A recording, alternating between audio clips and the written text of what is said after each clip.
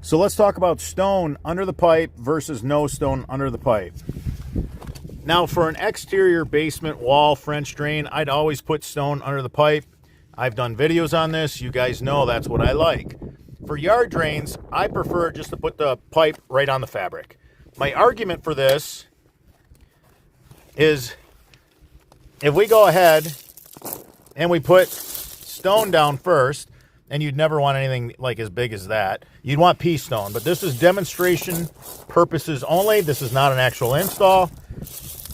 You wouldn't have any big rocks. You'd have just small pea stone for under the pipe.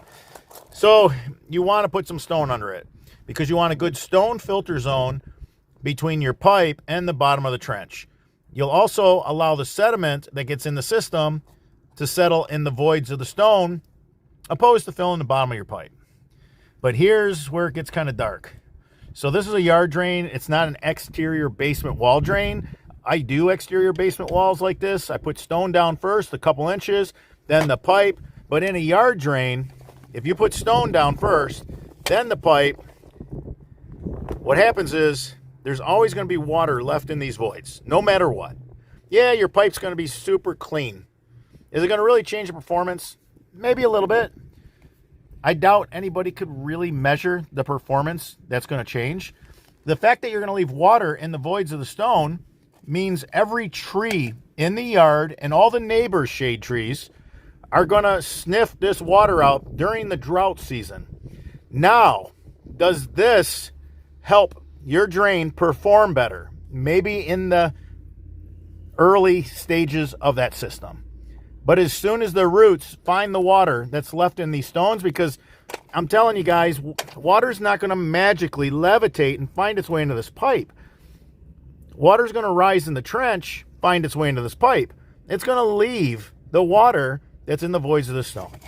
The trees are going to love that during the drought season. They're going to come into your system, and they're going to fill your system full of roots. So, you have to ask yourself, which side of the sword, which blade do you want? Do you want, just put it on the fabric and you'll get a little bit of sediment that'll fill the bottom of your pipe. And I mean a little, like I'm talking like that much of the pipe is going to have sediment in it. And that's just a fact. There's nothing you can do about that. And that's if you do 2 pipes wide, a nice wide trench. If you do 1 pipe wide and it's a narrow trench, well, you're probably going to get sediment like this. But because we dig our trenches so wide and we put 2 pipes in it, the sediment spreads across a greater area.